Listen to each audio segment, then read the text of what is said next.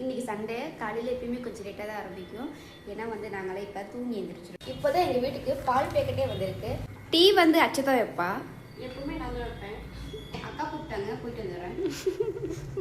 சுடு தண்ணி ஊற்ற போகிறேன். பொங்கல் பொங்கலோ பொங்கல் இப்போ வந்து இஞ்சி எடுத்து குத்திடலாம். பொங்கச்சோறு பொங்கிடுச்சு. இஞ்சி டீ ரெடி ஆகிடுச்சு. நாங்கள் இஞ்சி டீ தான் குடிப்போம். நீங்கள் என்ன டீ குடிப்பீங்கன்னு கமெண்ட் பண்ணுங்கள். நாங்கள் மீன் வாங்க வந்திருக்கோம்.